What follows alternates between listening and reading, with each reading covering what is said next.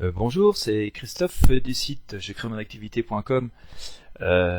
Aujourd'hui, un podcast parce que j'aimerais vous parler de blogging, tout particulièrement de WordPress, et encore plus particulièrement des plugins que l'on ajoute à tour de bras dans WordPress.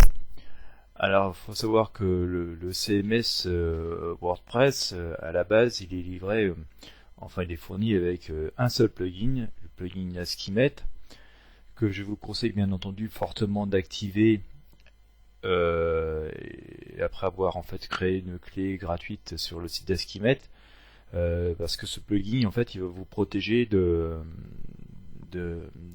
spammers, des gens qui vont faire surtout du spam de commentaires, et vous allez vous apercevoir que rapidement vous allez être prémunier de centaines voire de milliers de spams qui sont faits à grands coups de logiciel de Black Hat. Donc voilà, ce plugin-là est complètement indispensable. D'ailleurs, c'est pour ça que WordPress l'inclut directement dans son archive lors de l'installation. Alors, c'est quoi un plugin? Bah écoutez, un plugin, c'est en fait une espèce de petit logiciel, une petite extension qui est programmée souvent par des gens indépendants de WordPress. Donc des plugins qui ont plus ou moins d'utilité, qui sont plus ou moins bien codé, d'où je dirais ma recommandation de faire extrêmement attention à ce que l'on installe, quoi. Parce que parmi les plugins qui vous sont proposés, alors certains assez inclus à peu près sur les supports officiels sont des plugins de très bonne qualité, mais d'autres peuvent être tout simplement des plugins réalisés par des gens un peu mal intentionnés qui envisagent ensuite via certaines failles, pouvoir s'introduire facilement sur vos blogs et vous piquer vos données, vous piquer votre trafic et voire même détruire complètement votre blog et votre business. Donc sur cet aspect, je vous recommande énormément de prudence. L'autre aspect, alors c'est qu'on peut avoir des plugins qui finalement, bien que les personnes n'étaient pas spécialement intentionnées lorsqu'elles l'ont créé, on peut avoir affaire à des plugins qui sont finalement assez mal conçus, assez mal codés, qui vont aussi comporter plein de failles de sécurité, dont certains hackers vont aussi tenter de profiter pour là aussi s'introduire dans vos blogs et détruire et récupérer soit des coordonnées, soit détourner le trafic. Et enfin, on va arriver à la série des plugins alors, qui peuvent être plus intéressants, qui sont très très bien réalisés, certains sont vraiment très professionnels. Qui eux sont maintenus régulièrement et que vous allez pouvoir utiliser sans grand souci à partir du moment où vous allez prendre la précaution de les mettre à jour régulièrement. Bien. Alors, dans les plugins, bon, alors il y en a qui seront, on va dire, peut-être incontournables pour votre activité. Si vous envisagez de créer une boutique en ligne, vous aurez par exemple l'excellent WooCommerce que vous pourrez utiliser. Si vous envisagez de créer un forum avec votre blog, vous pourrez utiliser par exemple BPPress. Si vous voulez faire plutôt une communauté, vous aurez ButyPress, qui sont des plugins qui sont mis à jour à peu près constamment et assez réputés maintenant, qui ne vous causeront pas de problème. Simplement, lors de l'utilisation des plugins, je vous dirais que n'utilisez que les plugins qui sont absolument indispensables à votre activité et à votre site, à la thématique que vous voulez exploiter. Parce que ce qu'il faut savoir, c'est que si, si euh, les plugins ils vont consommer des ressources sur votre hébergement. Alors WordPress est déjà réputé pour être un CMS assez gourmand en ressources, notamment en mémoire. Plus vous rajoutez de plugins, plus il va falloir de mémoire et de ressources sur votre hébergement, et plus ben voilà, ça va vous coûter cher tous les mois. Et surtout plus vous allez ralentir votre site. Et plus votre site va être lent, plus vous allez décourager les visiteurs. Sur ceux qui, aujourd'hui très nombreux, surfent sur mobile ou sur tablette. Et par-dessus le marché, de toute façon, vous allez pénaliser votre référencement parce que les moteurs de recherche, Google en particulier, puisque Google représente 90% des recherches en France et dans le monde francophone, écoutez, si votre site n'est pas très rapide à charger, Google va se dire, bof, il est moyennement intéressant pour les utilisateurs. Il va se comporter comme un utilisateur, il va dire, je zappe, quoi. Et donc vous allez vous retrouver mal classé dans les moteurs de recherche. Donc à vouloir faire trop bien, installer trop de plugins, vous risquez déjà de flinguer votre référencement. Et donc voilà, le nombre de visiteurs que vous allez recevoir tous les jours est une partie de votre business. Donc je dirais, n'installez pas trop de plugins. Alors au chapitre des plugins virés, alors, je vais me permettre de parler d'expérience, ça fait 20 ans que je fais des sites internet.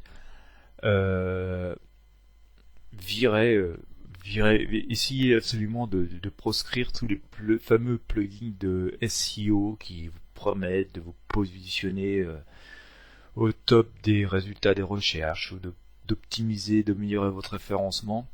D'ailleurs, souvent ces plugins ont une version payante, donc le but c'est de vous faire payer derrière en vous vendant des trucs encore plus faramineux ou encore plus prometteurs.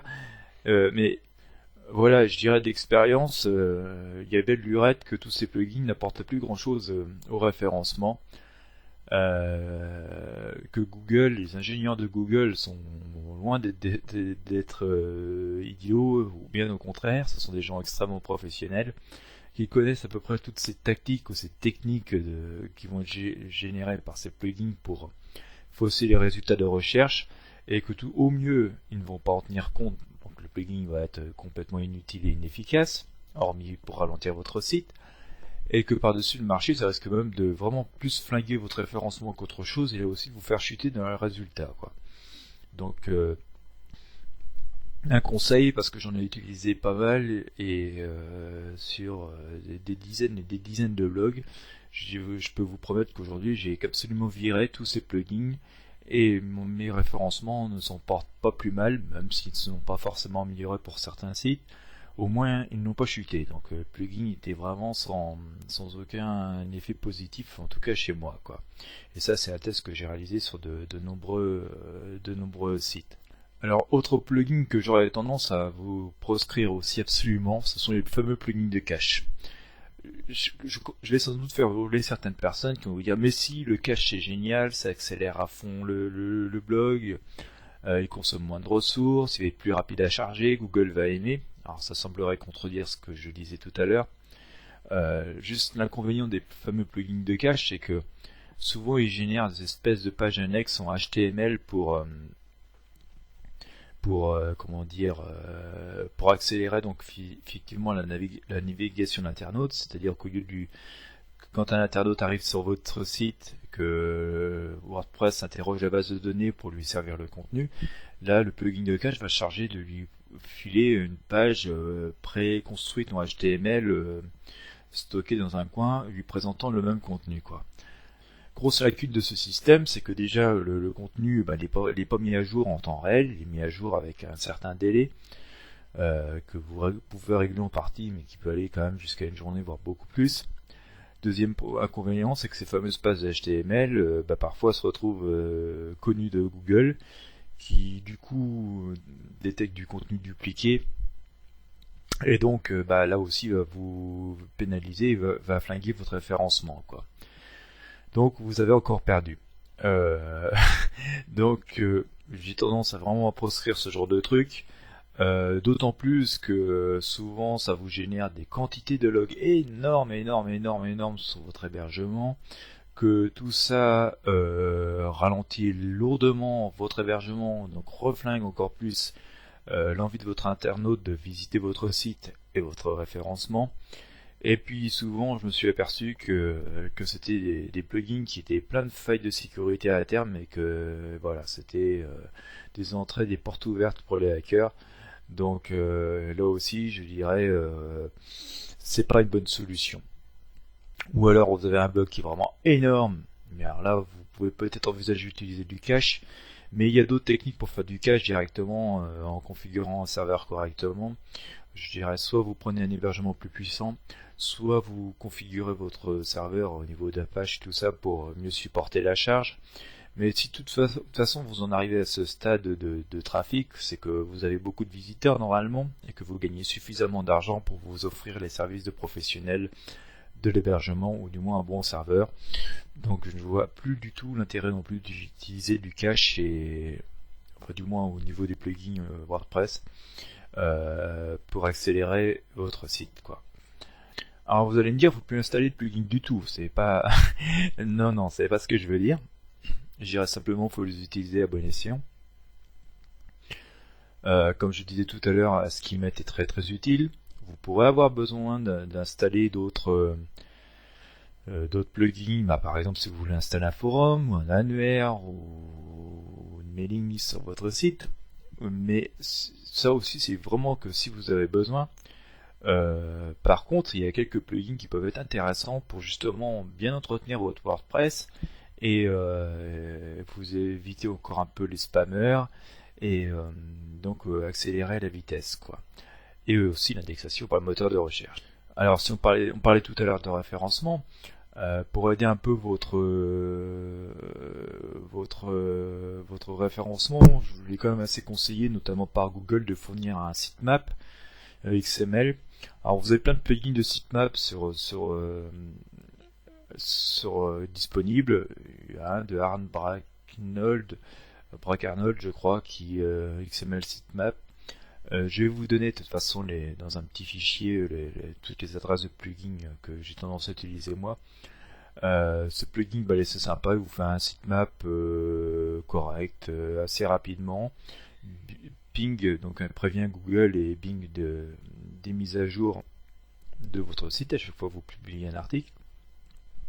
C'est un plugin à utiliser donc avec le Scheme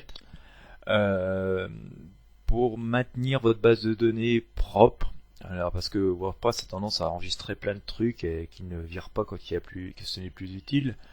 J'en ai trouvé un qui était super il y a quelques temps, ça s'appelle WP Cleanup Optimizer, qui va vous permettre de virer toutes les transitions inutiles, les vieux brouillons et tout ça, ça nettoie super bien la base. Ensuite, vous pouvez utiliser WP DB Manager, alors, qui va vous permettre de réparer vos bases et de les optimiser. Je dirais l'optimisation de votre base, alors vous pensez à la faire après avoir passé WP Cleanup. Pensez à faire cette optimisation, je dirais une fois par mois, voire une fois par semaine, si vous avez un blog qui reçoit beaucoup de visiteurs. Ces deux actions, ces deux plugins précédents vont vous permettre vraiment d'accélérer beaucoup votre blog, de nettoyer la base de données, et vous allez voir donc du coup, même sans mettre de plugin de cache dont je parlais tout à l'heure, vous allez récupérer la vitesse sur votre blog et soulager énormément votre hébergement quoi. Autre plugin intéressant à utiliser, que j'utilise moi, alors il y a, si vous voulez faire un formulaire de contact, vous pouvez utiliser Contact Form 7, qui d'ailleurs dans sa dernière mise à jour respecte les standards SPF, donc va vous permettre de bien spécifier l'entête de l'expéditeur du mail et donc le mail expéditeur lié à votre nom de domaine, qui va éviter en partie que vos mails finissent dans les boîtes spam de vos utilisateurs. Vous pouvez utiliser, alors je vous conseille d'utiliser aussi CAPTCHA, qui va vous permettre en fait, lorsqu'on veut se loguer sur votre blog, lorsqu'on veut s'inscrire dessus, de faire une petite opération arithmétique simple. Et, alors c'est un peu contraignant qu'on fait ça manuellement bien entendu, mais ça va tout simplement éviter là aussi les robots spammers qui s'inscrivent à tout va sur vos services et pourrissent complètement vos bases et donc vos mailing lists potentielles. Vous verrez, c'est assez simple à installer, l'opération n'est pas très compliquée et on s'assure un tant soit peu que le maximum de contacts que vous y ayez inscrits soit de réels humains, même si effectivement ce n'est pas parfait, il reste quand même 10, 15, 20% d'inscriptions qui sont faites par des robots quoi. Que dire d'autre au niveau des plugins? Alors si vous voulez faire du partage sur les réseaux sociaux, enfin si vous voulez proposer à vos lecteurs de partager vos articles sur leurs réseaux sociaux, il y a un petit plugin qui est assez sympa qui s'appelle Add to Any Share Buttons qui fonctionne bien. voilà, qui va aider un petit peu à faire le partage.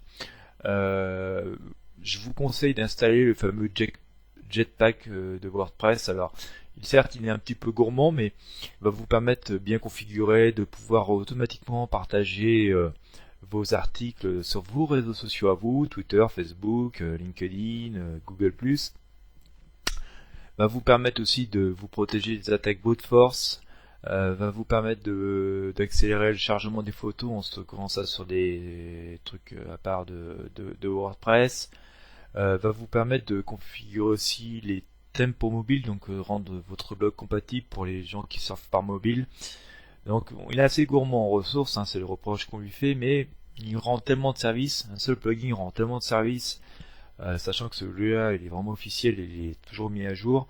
Je vous conseille quand même de l'installer, et puis il va vous fournir aussi certaines statistiques. Va vous fournir aussi certaines statistiques pour de visite de votre site. Donc voilà, je vous conseille d'installer le fameux Jetpack de WordPress, quoi. Vous avez le fameux Ultimate NoFollow que je peux vous conseiller aussi parce qu'il est mis à jour. Simplement lorsque par exemple vous faites des articles avec des liens vers d'autres sites, vers des liens d'affiliation, Google n'aimant pas trop les liens en dofollow, et donc ce qui fait que ça vide le jus de votre référencement. Bah, tous ces liens-là, surtout les liens d'affiliation, vous allez pouvoir les spécifier en nofollow. Et voilà, le plugin Ultimate NoFollow est assez pratique pour faire ça. Voilà. Alors, après, il y a deux plugins que je conseille tout particulièrement. Je vais vous expliquer pourquoi. WordPress c'est un super CMS comme je disais, mais alors là une grosse lacune c'est l'envoi d'emails qui au moins ne respecte pas les standards SPF.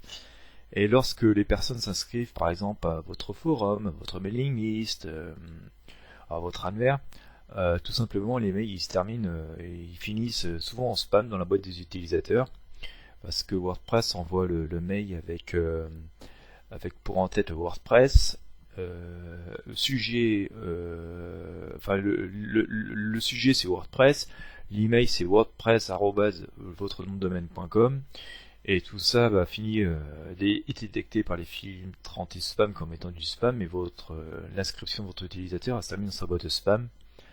L'utilisateur ne finit jamais son inscription, ne reçoit jamais vos newsletters, et c'est assez la cata pour votre business, surtout que voilà, vous avez absolument besoin de récupérer des contacts pour pouvoir faire des ventes ensuite, quoi. Alors, il y a moyen d'améliorer ça, bien entendu. Comme je le disais tout à l'heure, il existe de nombreux plugins pour WordPress pour améliorer les fonctionnalités de base. Et on peut améliorer donc ce petit problème de mail, on va dire natif chez WordPress, avec en assemblant deux plugins qui marchent très très très bien, avec un service SMTP externe, et là vous allez voir que ceci, une fois installé, vous allez retrouver une délivrabilité des emails vraiment optimale, vraiment presque digne d'un système pro, pour à la base pas grand chose du tout, je dirais presque gratuit. Voilà. Pour vous aider dans cette tâche, pour bien expliquer les tenants aboutissants et surtout la configuration, fournir les adresses des deux plugins installés et vous expliquer la configuration, j'ai créé un petit e-book qui va vraiment pas vous coûter très très cher parce qu'il coûte moins de 10 euros. Qui s'appelle Améliorer la délivrabilité de vos emails sous WordPress. Elle est disponible sur un TPE et sur Amazon, je crois, mais je vous mettrai aussi les liens. Voilà. Et voilà, pour moins de 10 euros, vous allez apprendre comment s'en passer par des services professionnels et coûteux, pouvoir améliorer et optimiser la délivrabilité de vos mails sous WordPress. Et donc voilà, gagner forcément en efficacité et en rentabilité, surtout si vous gérez vos mailing lists en interne. Puisqu'on parlait des plugins tout à l'heure, par exemple, il existe un excellent plugin de mailing list sous WordPress qui s'appelle MailPoet. Et, euh, et voilà, donc avec cette configuration que je vous propose d'installer sur vos blogs, sans passer par des systèmes professionnels qui nécessitent un abonnement mensuel qui peut à terme être assez coûteux, tout en vous permettant de garder la mainmise complète sur votre fichier d'abonnés, vous allez pouvoir retrouver une délivrabilité optimale.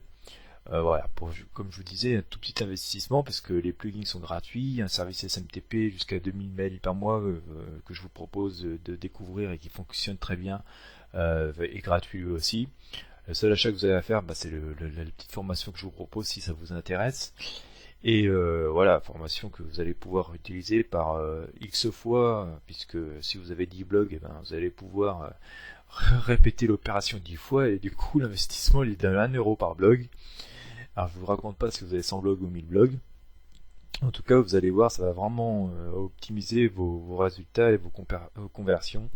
Si vraiment vous vous désespérez d'obtenir assez peu d'inscrits sur votre blog alors que votre annuaire WordPress ou votre communauté WordPress, ou que vous vous désespérez aussi de voir vos mailing envoyés à votre mailing list assez peu lus, alors que vous avez du trafic et des inscrits, c'est que vraisemblablement les personnes, vos inscrits ou les personnes qui tentent de s'inscrire reçoivent pas ces fameux mails de confirmation, et donc il y a un taux d'échec qui est énorme, quoi. Et voilà, cherchez pas, il y a forte chance que ça vienne d'ici. Voilà, donc je ne peux que vous inviter, si ça vous intéresse, à consulter mon petit ebook. Je vais vous laisser le lien. Il est aussi présent sur mes sites jecrémonactivité.com et audienceciblée.com. Donc voilà, au niveau des plugins, on a fait à peu près le tour. Donc vous voyez, ça tient en fait à 7-8 plugins sur votre site, point barre, il n'en faut pas plus. Me reste à vous fournir quelques petits conseils. Dès qu'il y a des mises à jour, elles vous sont généralement indiquées dans votre espace admin. Vous voyez extension, il y a un chiffre devant. Faites absolument aussitôt les mises à jour, parce que s'il y a des mises à jour, c'est qu'il y a des bonnes raisons. C'est souvent parce qu'il y a des failles de sécurité qu'il faut absolument les corriger au plus vite. Sinon, les hackers vont se faire un plaisir de venir essayer de pirater votre site, comme des milliers d'autres, parce qu'ils font ça de façon complètement automatisée. Alors méfiance complètement aussi, voilà, c'est un point que je voulais aborder aussi. Le problème c'est que avec WordPress vous êtes averti lorsqu'il y a des mises à jour de plugins, mais pour les plugins qui sont encore maintenus, dont les développeurs s'occupent encore. Et malheureusement, il arrive que des développeurs aient créé une super extension à une époque, et puis que parce qu'ils la jugent obsolète, parce que ça ne les intéresse plus, ou parce qu'ils n'ont plus le temps de s'en occuper, ils ne la développent plus. Ce qui était génial il y a 2 ans n'est plus forcément aujourd'hui, va plus forcément vous apporter des résultats. Pire, il y a des failles de sécurité qui ont pu être découvertes depuis le temps et qui n'ont pas du tout été corrigées. Et le problème, c'est que comme ces plugins, il n'y a pas de mise à jour, vous ne recevez pas d'alerte dans votre admin WordPress. Et si vous